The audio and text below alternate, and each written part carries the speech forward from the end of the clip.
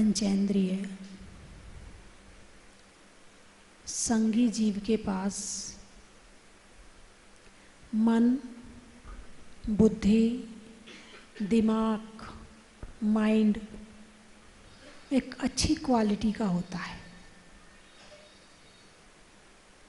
और इसके माध्यम से बहुत से जीव अपना विकास कर लेते हैं और बहुत से जीव जैसे जन्म लेते हैं वैसे ही चले जाते हैं।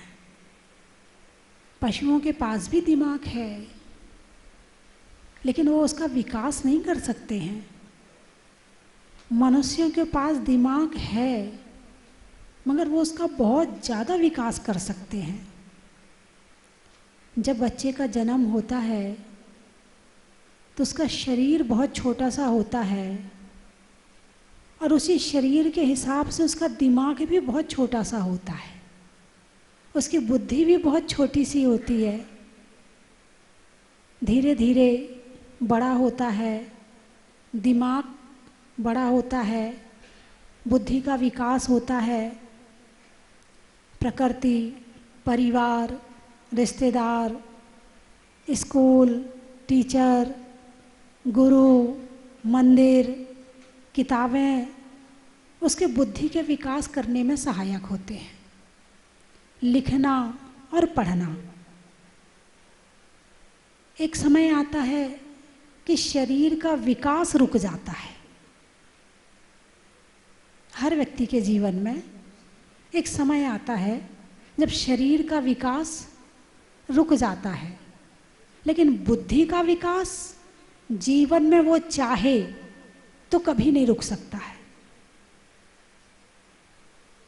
विकास करने के लिए यदि संसार में कोई चीज़ है तो वो है बुद्धि। शरीर आपके हाथ में नहीं है, कितनी आपकी हाइट होनी है, कितना मोटा होना है, कितना पतला होना है, आँखें कितनी बड़ी होनी है, कान कितने बड़े होने हैं, बाल कैसे होने हैं, ये आपके हाथ में नहीं है। जो है वो है। जैसा नाम कर्म करेगा वैसा हो जाएगा। आपकी हाइट कितनी होनी है आप खींच खींच के इसे लंबा नहीं कर सकते हैं, जितनी मिलनी है उतना ही मिलेंगे। लेकिन बुद्धि का विकास आप कर सकते हैं।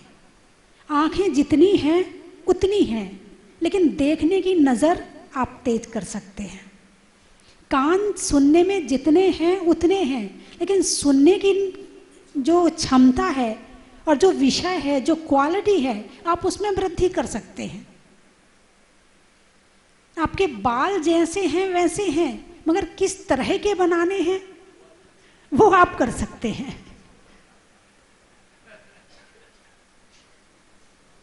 यानी आज देखा जाए तो जमाने में आंखों से लोग पैसा कमा रहे हैं। बोलिए, आंखों से पैसा कमा रहे नहीं कमा रहे? कमा रहे हैं। कान से पैसा कमा रहे हैं। क्वालिटी कान की भी है और सुन करके उसे बताना है। कुछ बोल के पैसा कमा रहे हैं। कमेंट्री करने वाले होते हैं, न्यूज़ रीडर होते हैं, वो क्या हैं? वो बोल के कैसा पैसा कमाते हैं। बोलना सबको मिला है, लेकिन बोलना तरीके से कैसा है वो सीख जाते हैं तरीका, और उस तरीके को सीख करके फिर वो न्यूज़ रीडर बन जाते हैं। मैं तो चाहती हूँ कि अगले बार जब शिविर लगे, क्योंकि न्यूज़ रीडर जो पढ़ता है ना, एक न्यूज़ रीडर आई थी मेरे पास में, अपने जैन परिवार की थी, तो चर्चा हुई कि भाई आप न्यूज़ रीडर बनी हो तो कैसे बनी हो? बोले हमने ट्रेनिंग ली है। भाई ट्रेनिंग में क्या दिया जाता है? बोले शब्दों को कैसे बोलना है, कहाँ से बोलना है, और कौन सा शब्द बोलते हुए ओठ कैसा होना है, चेहरा कैसा होना है, आंखें कैसी होनी है, उसमें भाव कैसे डालने हैं, उन सब चीज़ की ट्रेनिंग उसमें दी जाती है। तो जो ट्रेनिंग एक न्यूज़ रीडर को दी जा रही है, मेरी तो ये इच्छा है कि हमारे जितने पंडित जी हैं ये ट्रेनिंग उनको भी दी जाए। नहीं, बहुत ज़रूरी है। आप इसको ये नहीं मानना, न्यूज़ रीडर की न्यूज़ सुनते हैं, लेकिन तुम्हें तो धर्म सुनाना है, तुम्हें तो आत्मा की बात सुनानी है। तुम्हें तो अंदर से जब तक आपके बोलने में आकर्षण नहीं होगा, क्योंकि कुछ लोग तो ऐसे होंगे जिनको न्यूज़ से कोई मतलब नहीं है, लेकिन जो न्यूज़ रीडर पढ़ रही है ना, वो उसको ही देखने के लिए न्यूज़ सुनते हैं। वो कितने अच्छे से बोलती है, वो कितने प्रेम से बोलती है, उसके बोलने में तो मुंह से फूल से झड़ते हैं होंगे। यानी आदमी सुनता है ना, तो अकेले वाणी ही नहीं सुनता है, वो बहुत कुछ देखता भी है और बहुत कुछ सुनता भी है। भैया जी, अगली बार जो शिविर लगे उसमें बोलने की ट्रेनिंग भी दी जाए। नहीं, अब पहले तो आपको ही देनी पड़ेगी। या नहीं, श्लोक तो है, लेकिन वर्तमान समय में इसके स्पेशलिस्ट भी हैं, उनको जरूर बुलाया जाए, अभी से संपर्क किया जाए। दिल्ली में ज़रूर मिल जाएंगे, जयपुर में भी मिल जाएंगे। इसके ट्रेनिंग के स्कूल होते हैं, और उन ट्रेनर को आप बुक करें कि हमें आपके इस समय से इस समय तक हमें आपका सानिध्य चाहिए। जो शास्त्र, पंडित जी, जो शास्त्र के अनुसार है वो ट्रेनिंग आप दें, और जो वर्तमान में स्पेशलिस्ट हैं वो ट्रेनिंग वो दें। 2 क्लास लगें, एक क्लास आपकी और एक क्लास उनकी, 2 क्लास लगे। जो धर्म के अनुसार भी बताएंगे और जो वर्तमान में लोग हैं उनके अनुसार भी बताएंगे। तो अगले बार की ट्रेनिंग में, अपने इस शिविर में ये जरूर शामिल करें। आप बोलने का प्रभाव तो छोड़ो, जो आप कपड़ा पहनते हो ना, उसका प्रभाव भी पड़ता है। आप कैसे हिल रहे हो उसका प्रभाव भी पड़ता है। आप बीच बीच में जो अपना एक तकिया कलाम होता है हर व्यक्ति का, उसका प्रभाव भी पड़ता है। और हर व्यक्ति का अपना ओरिजिनल होता है, उसमें कुछ मिलावट नहीं हो सकती। कुछ लोग चूंकी चूंकी चूंकी, हर बात के आगे पीछे चूंकी करते हैं, कुछ यानी यानी करते हैं। हाँ, कुछ कहते हैं है कि नहीं, है कि नहीं, कुछ कहते हैं समझ में आया क्या, समझ रहे हो, समझ रहे हो, कुछ कहते हैं ठीक है, ठीक है, ठीक है कि नहीं है। कुछ ये सबके तकिया कलाम अलग अलग होते हैं, लेकिन उन्हीं तकिया कलाम को कैसे अट्रैक्टिव बनाया जाए, उसको छोड़ने के लिए नहीं कहूँगी। हाँ, क्योंकि एक तकिया कलाम मेरा है, बोलिए ना, जो मुझे खुद को नहीं पता था, मुझे खुद को नहीं पता था। जब टीवी में प्रवचन आया और जब बाहर से लोग आए, उन्होंने मुझे बताया, बोले ये बड़ा अच्छा लगता है जब आप बोलती हो, बोलिए ना। उन्होंने आके मुझे बताया, तब मुझे पता चला, मुझे नहीं पता था। तो सबका तकिया कलाम अलग अलग होता है, तो बोलने का बड़ा प्रभाव पड़ता है। अभी वही बात एक व्यक्ति बोल रहा है, मन नहीं करेगा कि मान लो, और वही बात दूसरा कह दे तो मन करेगा मान लो, अरे बहुत अच्छे से कह रहा है, कितने अच्छे से कह रहा है। तो बोलने वाणी का ही तो प्रभाव है, विषय कितना है। कई बार तो विषय कमजोर पड़ जाता है। एक पंडित जी थे जिनके पास में ज्ञान बहुत था, अब वो है नहीं इस दुनिया में, ज्ञान इतना था कि मैं बता नहीं सकती, लेकिन उनके एक ही दिक्कत थी कि वो बता नहीं पाते थे, बोल नहीं पाते थे, समझा नहीं पाते थे सामने वाले को। तो सामने वाले को समझाना कैसे है और बोलना, इसकी विशेष ट्रेनिंग दी जाए। उस ट्रेनिंग में मैं भी बैठूंगी और मुझे कहीं लगेगा तो मैं भी बताऊंगी कि इसको कैसे करना है। तो हाँ, होता है। अब अभी आप देखो, इतने सारे प्रधानमंत्री हुए, ये प्रधानमंत्री फेमस क्यों हुआ? अभी एक मैंने युवा सम्मेलन वहाँ किया था, अभी यहाँ भी किया था, एक जहाजपुर में 2 बार करवा चुकी। उसमें मैंने 2 बार बुलाए थे, अपने जैनी को बुलाया था। तो उसमें जो वो आए तो उनसे वो बोले, माता जी आपसे अलग से भी चर्चा करनी है। उनका बोलना इतना अच्छा लग रहा था मुझे कि वो बोलता रहे और मैं सुनती रहूं। उसने बीच में एक बड़ी अच्छी बात बताई, बोले जब से मोदी जी आए हैं तब से सारे नेता के मन में हलचल मच गई है कि मैं भी अच्छा बोलूं, और उन्हें इतनी टेंशन रहती है बोलने की। बोले वो हमारे पास आते हैं, हमें बोलना सिखा दो, और जब वो बोलना सीख जाते हैं तो इतना धन्यवाद देते कि तुमने बड़ा उपकार किया हमको सिखा के। ये बोलना एक बहुत बहुत बड़ी कला है। हम सामने वाले को अपनी बात को कैसे एग्री करें, कैसे उसे मनाएं। यदि आपको बोलना नहीं आता है तो क्या होता है, घर में क्या होता है, मम्मी होती है और बच्चों से कहती पढ़ पढ़ लेना, पढ़ नहीं सकता क्या, दिन भर उसके पीछे पड़ी रहती। और अंत में होता यूं है कि बच्चा उसकी बात मानना बंद कर देता। बोल वो भी रही है, अब बोलना कौन से तरीके से है, इन मम्मियों को भी ट्रेनिंग देनी चाहिए। बच्चे चिढ़ जाते हैं, क्या है बार बार क्यों बोल रही हो, सुन लिया ना एक बार, ये काम कर ले, किया नहीं अभी, ये कर ले, किया नहीं अभी, ये कर ले। तो कितना बोलना है, क्या बोलना है, कब बोलना है, कैसे बोलना है, इस बात का ज्ञान बहुत जरूरी है।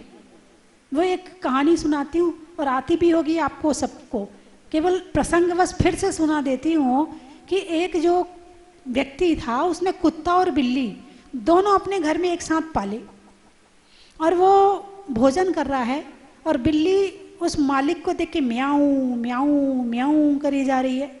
अब उसने एक डंडा मारा, बोले चुप रह। कुत्ता वहीं बैठा था, बोले आज से बोलने का त्याग। क्या? आज से बोलने का त्याग, क्योंकि बोलने पर डंडा पड़ता है। अब रात में चोरी हो गई और कुत्ता चुपचाप बैठा रहा, क्योंकि बोलूंगा तो डंडा पड़ेगा। अब वो बोला नहीं, चुपचाप बैठा रहा। सुबह देखा मालिक ने चोरी हो गई, कुत्ते को डंडा मारा। बिल्ली को डंडा क्यों मारा? बोली क्यों? कुत्ते को डंडा क्यों मारा? डंडा दोनों को पड़ा, लेकिन दोनों का कारण अलग अलग था। ऐसे ही संसार में आज कहीं जहां बोलना होता है वहां चुप रह जाते हैं, और जहां चुप रहना होता है वो सारी लड़ाई इसी बात की तो है। यदि ये ज्ञान हो जाए तो शांति शांति हो जाए। तो बात चल रही है कि मनुष्य अपनी बुद्धि का विकास जितना कर सकता है एक देवता भी नहीं कर सकता है। हाँ जी पंडित जी, जितना मनुष्य बुद्धि का विकास कर सकता है उतना विकास देवता भी नहीं कर सकता। उन्हें तो एक बार जो मिल गई वो मिल गई, लेकिन मनुष्य को जितनी मिली है ये उसे केवल ज्ञान भी बना सकता है। हाँ, वर्तमान में नहीं बन सकता है, लेकिन क्रम से तो बन सकता है, परंपरा से तो बना सकता है।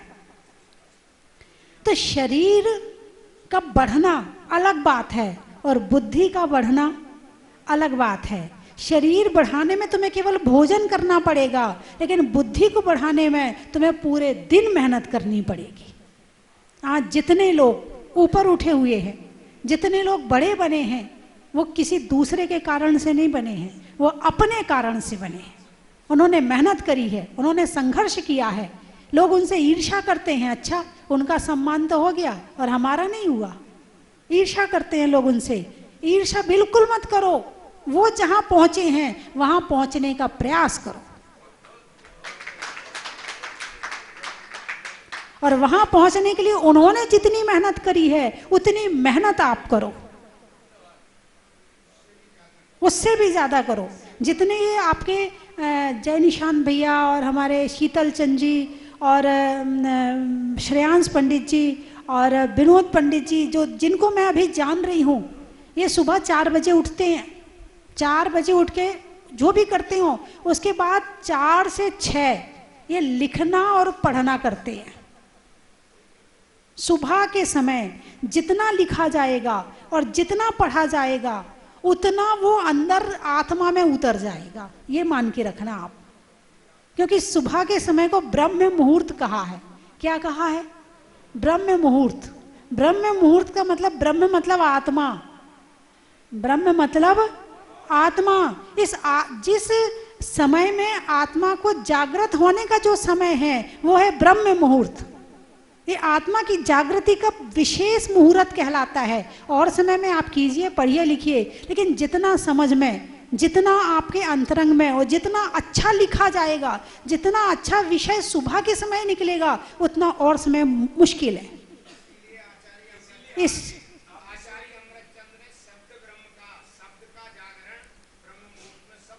शब्द का जागरण ब्रह्म मुहूर्त में सबसे ज्यादा होता है। और शब्द ब्रह्म है क्योंकि ये ब्रह्म को जगाता है, आत्मा को जगाता है। यहाँ कितने लोग बैठे हैं जो 4 बजे उठ के स्वाध्याय करते हैं और लिखते हैं, पढ़ते हैं, कितने लोग बैठे हैं? चलो कुछ तो मिल गए हैं। और ये भी कहा जाता है कि जो 4 से 5 के, ये लिखा नहीं है शास्त्र में, लेकिन ये कहा जाता है जो 4 से 5 के बीच में उठता है वो ऋषि के समान, जो 5 से 6 के बीच में उठता है वो देवता के समान, जो 6 से 7 के बीच में उठता है वो मनुष्य के समान, और जो 7 बजे उठता है, 7 के बाद उठता है, वो राक्षस के समान।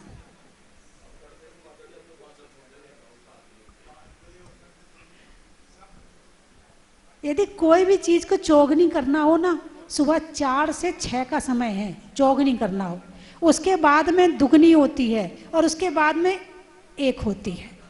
और आजकल के बच्चे ज़्यादा से ज़्यादा क्या हो रहा है, डिप्रेशन में आ रहे हैं। बोलिए, पढ़ाई हुई नहीं अभी पूरी, अभी नौकरी लगी नहीं है, अभी पैसा कमाना शुरू नहीं किया है और डिप्रेशन में आ गए। कारण क्या है? वो पढ़ाई कब करते हैं? राक्षस मुहूर्त में करते हैं। जो 12 से लेके 3 का राक्षस काल होता है वो उस समय जागते हैं। इसको निशाचर काल कहा है। इस समय उनकी शक्तियां ज्यादा प्रबल होती हैं 12 से 3 के बीच में। इस समय में जागना बिल्कुल नहीं चाहिए, इस समय सोना ही चाहिए। हमारे ऋषि मुनि भी होते हैं, वो भी 12 के बाद सोते हैं और 3 या 4 के समय उठ जाते हैं। ये राक्षस मुहूर्त कहलाता है, इसमें बिल्कुल जागना नहीं चाहिए, ये सोने का समय है। और आजकल के बच्चे क्या करते हैं, रात के समय, रात को 11 बजे तो पढ़ने बैठते हैं। कितने बजे? दिन भर तो घूमेंगे, दिन भर मेहनत करेंगे, फिर उसके बाद कहेंगे पढ़ने के लिए रात में पढ़ेंगे ना, फिर रात में पढ़ने बैठते हैं। अब 11 बजे पढ़ने बैठते हैं, अब वो आ गया राक्षस काल। और ये काल निंद्रा का काल होता है, काल भी निंद्रा का काल है। हाँ, ये भी निद्रा का काल है। और ये निद्रा का काल में निद्रा ही लो आप, और इसमें यदि आप जागोगे तो क्या होता है, फिर झपकी आती है, बच्चों को झपकी आती, नींद आती। चलो जरा रेस्टोरेंट में चल के चाय पी के आते हैं, फिर चाय पी के आएंगे, फिर आए, फिर 1 पेज पढ़ा, फिर नींद आने लगी, चलो उस दोस्त से बात कर लेते हैं। पढ़ाई तो हुई नहीं, दुनिया भर के और काम होते रहे। दिन में सोए नहीं क्योंकि टाइम नहीं मिला, रात को सोए नहीं क्योंकि पढ़ना था, ना पढ़ाई हुई, ना सोए, ना इधर के रहे ना उधर के रहे। दिन भर दिमाग पे टेंशन बना रहा और दिमाग पे इतना तनाव आया कि धीरे धीरे धीरे धीरे धीरे करके तनाव किसके कारण से जो दिमाग की नसें थी वो अधिक खिंच गई और डिप्रेशन में आ गए। यदि वो सही नींद लें, पूरी सही आहार और सही नींद लेकर वो पढ़ाई करें, तो उससे ना तो डिप्रेशन होगा और पढ़ाई भी अच्छे से हो जाएगी। ये बच्चों, क्योंकि आप पंडित जी हैं, आप जगह जगह प्रवचन करने जाते हैं, आप भी इस बात को आगे बढ़ा सकते हैं। आप चाहें तो लिख सकते हैं, भूलें ना, इसलिए इसको लिख भी सकते हैं। क्योंकि आपको इस बात को, क्योंकि हमारी आने वाली पीढ़ी यदि डिप्रेशन में रहेगी तो धर्म कैसे आगे बढ़ेगा? जो अपना घर गृहस्थी नहीं चला पा रही, जो खुद का जीवन अच्छे से नहीं चला पा रही, वो धर्म की परंपरा को क्या चलाएगी?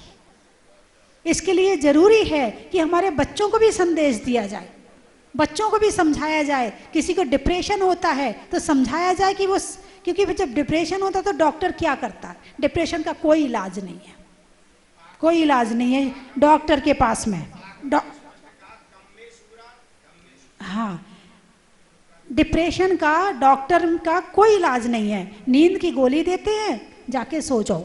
सो गए, दिमाग की नसों को आराम मिला, तो आराम मिलने से ये लगा कि ठीक हो रहे हैं।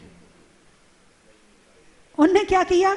नींद की दवाई दी, नींद की दवाई दी, तुम सोए, तुम पहले सो जाओ ना, दवाई के पहले सो जाओ ना। जितनी नींद चाहिए इंसान को उतनी नींद ले लो ना, तो तुम्हें डिप्रेशन होगा नहीं और ना डिप्रेशन की दवाई खानी पड़ेगी। डिप्रेशन वालों की नींद उड़ जा, इसलिए तो दवाई देनी पड़ती है। डिप्रेशन में नींद उड़ जाती है इसलिए क्योंकि विचार, इतने तेज चलते नेगेटिव विचार, इतने तेज चलते हैं तो आत्महत्या कर लूं, ये कर लूं, वो कर लूं, इसको मार डालूं, वो पटक दूं, वो तोड़ दूं, अपना हाथ काट लूं, अपने बाल काट लूं, अपने पाँव काट लूं, ऐसे ऐसे विचार आते डिप्रेशन में, नेगेटिव विचार आते हैं। लेकिन एक बड़ी खुशी की बात है, मैंने पहले भी यहाँ बताया है और ये प्रैक्टिकल मैं करीब 10-15 साल से कर रही हूँ कि जो प्रवचन में आके बैठता है 5 दिन 7 दिन 8 दिन जो प्रवचन में बैठ जाता है उसका डिप्रेशन ठीक हो जाता है। अभी शीत चक्र विधान में कई डिप्रेशन ठीक हुए हैं। शीत चक्र विधान में अभी जो यहाँ हुआ था 1008 जोड़ों का नहीं 250 जोड़ों का 256 जोड़ों का जो विधान हुआ था और 56 के अलावा और भी बहुत बैठे थे और ये जो पीछे का प्रांगण है ये बिल्कुल फुल था, ये बिल्कुल फुल था। हाँ, तो बड़ा आनंद आया विधान में। अनेकों, किसी के घुटने का दर्द ठीक हुआ, किसी की कमर ठीक हुई, किसी का बीपी ठीक हुआ, किसी की शुगर में राहत मिली है, किसी का, बहुत लोग ठीक हुए, बहुत स्वास्थ्य ठीक हुए लोगों के। घर में रहते रहते वही कमरा, वही दीवारें, वही 4 दीवाली, अब वो आंगन तो है नहीं कि कम से कम नजर भी ऊपर चली जाए। अब वो नए फ्लैट बन गए ऐसे मकान की तुम्हारी नजर बाहर जा ही नहीं सकती है, छत पे कोई जाता नहीं क्योंकि वो एसी और कूलर ने रोक रखा है। और कम से कम जब घर से बाहर निकलते हो और जब ऐसी बातें और ऐसा माहौल, ऐसा खुशनुमा माहौल और भगवान की भक्ति और पुण्य वर्गणाएं और प्रवचन, वो जब ये सारी चीजें तुम्हारे शरीर में लगती हैं तो सारी बीमारियां अपने आप भागने लगती हैं। 50 में ठीक हुए, झालावाड़ में, यमुनानगर में और भी कई जगह। हमारे भाई साहब मुझे देख रहे हैं, मेरा भी तो बता दो है कि सुबोध जी, अभी जब से मैं यहाँ पर आई हूँ तब से रोज विहार करवाते हैं, रोज प्रवचन में आते हैं, डेली आ रहे हैं। ये 4 गोली खाते थे, अब ये बताएंगे कौन कौन सी खाते थे। वो 4 गोली इन्होंने 3 महीने से बंद कर रखी है। लो, एक प्रैक्टिकल तो यही है। बीपी, शुगर, कोलेस्ट्रॉल की गोली 3 गोली रोज खाते थे और जब से यहाँ आगमन हुआ है तब से इन्होंने गोली बंद कर दी। एक जगह नहीं, बहुत जगह ऐसा हुआ। तो धर्म में इतनी शक्ति है, इतनी शक्ति है, क्यों भटक रहे हो संसार में। जैन धर्म की शक्ति तो आत्मा को परमात्मा बना देती है, ये बीमारियां तो छोटी मोटी चीज है। की सांगानेर के आदिनाथ भगवान की, पदम प्रभु भगवान की, 2400 भगवान की, आचार्य सन्मति सागर जी महाराज की, आचार्य ज्ञान सागर जी महाराज की, परम पूज्य भारत गौरव गणनी आरिका स्वस्ति भूषण माताजी की, स्वस्ति भूषण माताजी की। जैसा कि सभी लोगों से आग्रह है, विद्वान लोगों से भी आग्रह है कि अपनी बातों को विराम दें। जैसा कि आप सबको विदित है, अखिल भारतीय दिगंबर जय शास्त्री परिषद के द्वारा परम पूज्य गुरुमा स्वस्ति भूषण माताजी के मंगल आशीर्वाद से राजस्थान की राजधानी गुलाबी नगरी में प्रथम बार गणनी आरिका स्वस्ति भूषण माताजी के द्वारा ये शिक्षण परीक्षण शिविर का जो आयोजन भट्टारक जी की नस्या में 22 तारीख से निरंतर चल रहा है।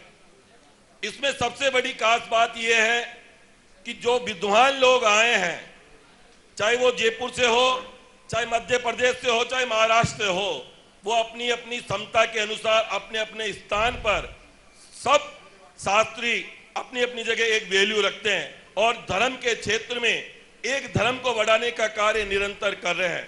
जैसा कि कल परम पूज्य गुरुमा स्वस्ति भूषण माताजी ने ये और कह दिया कि शास्त्री परीक्षण शिविर जो आचार्य ज्ञान सागर जी महाराज लगाते थे, उस क्रम को अब परम पूज्य भारत गौरव गणनी आरिका स्वस्ति भूषण माताजी हर वर्ष लगवाएगी। और माताजी ने तो ये भी कह दिया कि जो ये एक बार लगता है, अगर हो सके तो साल में 2 बार लगे और इससे ज्यादा लोग आए, इससे ज्यादा लोग शास्त्री आए, इससे ज्यादा विद्वान आए। निश्चित रूप से ये जो कार्यक्रम चल रहा है, इस जयपुर की पावन धरा पर अद्भुत कार्यक्रम है माताजी के सत्संग सानिध्य में ये 22 तारीख से 27 तारीख का जो कार्यक्रम है, निश्चित रूप से जयपुर में इस गुलाबी नगरी में आपके द्वारा जो शिक्षण अध्ययन यहाँ किया जाएगा, पूरे देश में इसका प्रचार और प्रसार किया जाएगा।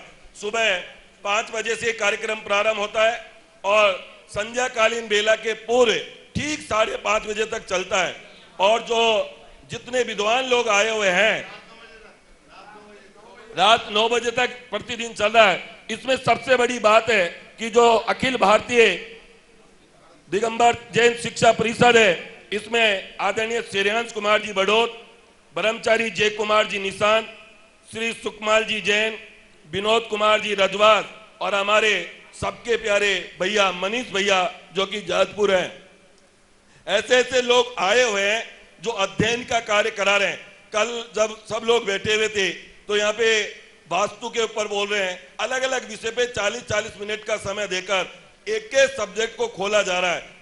निश्चित रूप से परम पूज्य भारत गौरव गणी आरिका स्वस्ति भूषण माता जी से मैं पुनः यह आग्रह करता हूं कि माता जी ये कार्यक्रम जब भी जहां भी हो तो ये कार्यक्रम ये जयपुर प्रवास समिति ही आयोजित करोगी, चाहे आप जयपुर के किसी देश के कोने में हो, ये पूरी टीम आपके लिए समर्पण रहेगी। आप जो आदेश देंगे वो कार्य होगा।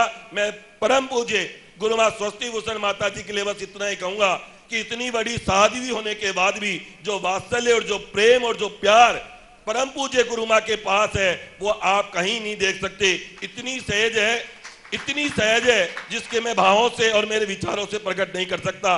परम पूज्य स्वस्ति भूषण माता जी के चरणों में पुनः बन्नामी बन्नामी, पूरे संघ के चरणों में वंदन वंदन वंदन। जय जिनेन्द्र, जय जिनेन्द्र। आके मुनिसुव्रतनाथ भगवान का दर्शन करें, आरती करें, अभिषेक करने का सौभाग्य मिला। इससे मुझे बहुत ज़्यादा प्रसन्नता हुई और ऐसी मनोकामना है कि भगवान करे हर साल एक बार जरूर आए यहाँ पे। हमें यहाँ आकर बहुत अच्छा लगा और शांति धारा करने का सौभाग्य मिला। उसके लिए हम कृतार्थ मानते हैं अपने आप को। बाकी यहाँ पर हर तरह की सुविधा, सभी चीज़ अच्छी है। हम बस यही चाहते हैं कि यहाँ पर ही आगे और अच्छे तरीके से, अच्छे से यही प्रक्रियाएं, यही कार्यक्रम ऐसे ही चलता रहे, यही हमारी कामना है। धन्यवाद। मेरी सालगिरह पे मैं सोच भी नहीं सकती हूँ कि यहाँ मेरे को मुनिसुव्रतनाथ भगवान यहाँ बुलाएंगे। मैं यहाँ के आके दर्शन पा के बहुत खुश हुई हूँ। मार्च 20 में मैं यहाँ अभिषेक करके गया था और उसके बाद अब मई 22 में आया हूँ। मेरी भगवान से यही कामना है कि मैं हर साल मुझे यहाँ पे अभिषेक करने का मौका मिले। बहुत अच्छा लगता है। वेदी बहुत अच्छी है यहाँ की, बहुत सुंदर वेदी है। प्रतिमा का तो खैर जवाब ही नहीं। बोले श्री मुनिसुव्रतनाथ भगवान की जय। अभी तक मैंने भगवान की प्रतिमा को केवल फोटो और टीवी में ही देखा था। आज साक्षात देख के मेरा मन गदगद हो गया, मेरा हृदय गदगद हो गया। मतलब ऐसी मनोहारी प्रतिमा देख के आज मेरा हृदय बिल्कुल गदगद हो गया है। मतलब मेरी आंखों से आंसू निकल रहे हैं, खुशी के आंसू। बस भगवान की प्रतिमा को देखते रहूं, ऐसे मेरे भाव हैं। इतना सुंदर क्षेत्र बनाया है ये, इतने सुंदर प्रतिमा, इतना सुंदर क्षेत्र कि जिसका कोई जवाब नहीं है। हर साल हमारी परिवार की तरफ से यहाँ 18 अप्रैल को आजीवन विधान होता है, विधान करवाया जाता है। और आज मुझे प्रथम कलश करने का सौभाग्य मिला, शांतिधारा करने का सौभाग्य मिला। मैं बहुत खुश हूँ, मैं बहुत भाग्यशाली हूँ। सभी को जय जिनेन्द्र। बहुत परम सौभाग्य है। हमने पहले वेदी पे बड़े बाबा के दर्शन किए थे, लेकिन उस टाइम को कामना की थी कि हम जहाज मंदिर जो बन रहा वहाँ हम जरूर आएंगे और शांतिधारा करेंगे। वो आज हमारा जो प्रतिज्ञा थी वो आज हमारी पूर्ण हुई और जो पूरा परिवार के समेत हम शांतिधारा किए। हम बहुत बड़े भाग्यवान हैं, ऐसा मैं समझता हूँ। और ऐसी आशा करता हूँ कि हम हर साल यह इस जगह हमारे आने का मौका मिले, ऐसे भगवान हमको बुद्धि दे, ऐसी मेरी प्रभु से बहुत प्रार्थना है। कलश मैंने ही किया था, उसके बाद कई बार शांतिधारा वगैरह सब करी और अभी मेरे को सौभाग्य मिला यहाँ का कलश करने का। मैंने पहले नहीं करा था, यहाँ मंदिर में विराजमान होने के बाद।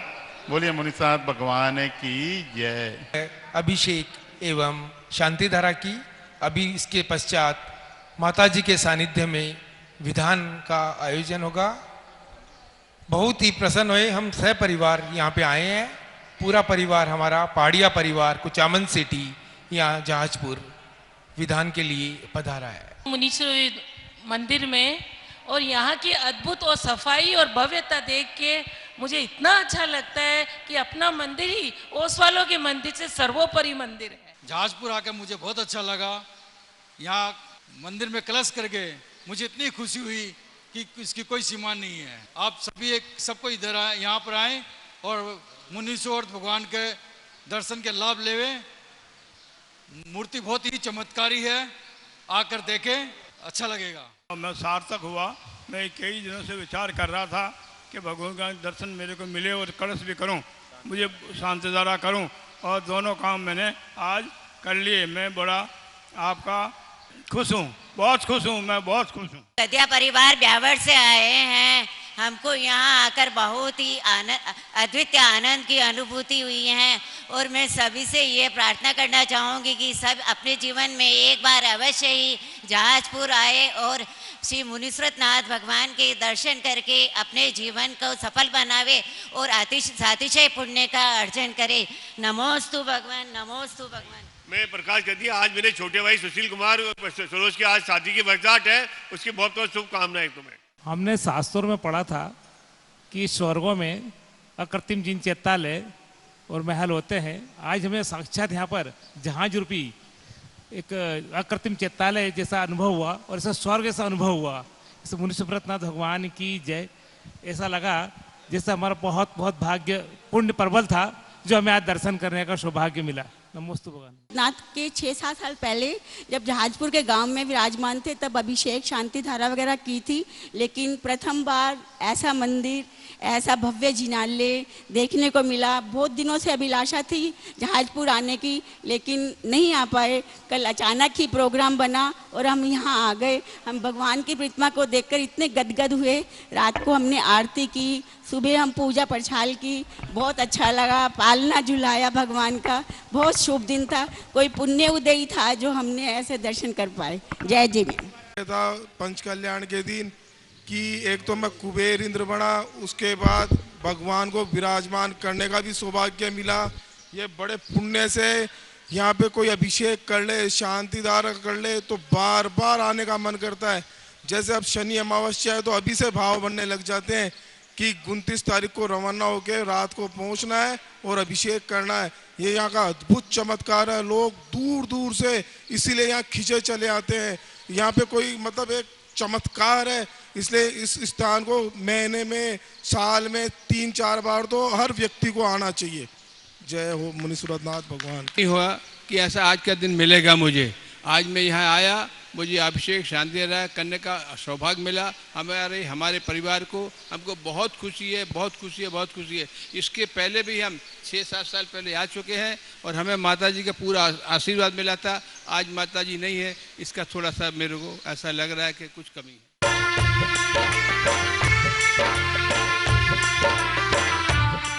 चन की थाल को सजाओ रे आज, रत्नों की थाल को भर लाओ रे आज।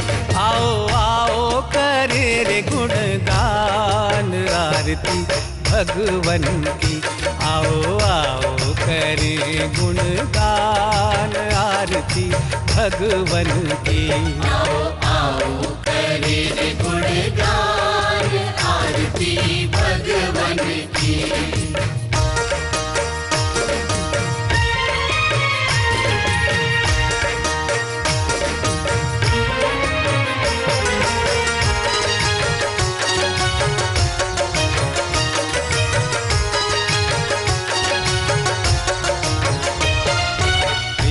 सुमित्र के राज दुलारे, माँ पद्मा जी के नैनों के तारे। पिता सुमित्र के राज दुलारे, माँ पद्मा जी के नैनों के तारे। राजगृही में जन्म लियो आ। परम विदुषी लेखिका गणिनी आरिका रत्न श्री 105 स्वस्ति भूषण माता जी, जिन्होंने मात्र 20 वर्ष में 100 से भी अधिक किताबें लिखकर जैन समाज को अनूठा योगदान दिया है। बड़े बड़े विधान जैसे कल्पद्रुम महामंडल विधान, सिद्ध चक्र महामंडल विधान, इंद्रध्वज महामंडल विधान, एवं विशेष जनपद, पूजांजलि आदि महत्वपूर्ण साहित्य बहुत ही सरल व सुबोध शैली में लिखे हैं, जिसमें गद्य एवं पद्य साहित्य भी समाहित है। इन महान साहित्यों को पढ़कर आप भी अपने ज्ञान का विकास कर सकते हैं। साहित्य प्राप्त करने हेतु आज ही संपर्क करें। संपर्क सूत्र 7906062500 98683 45768।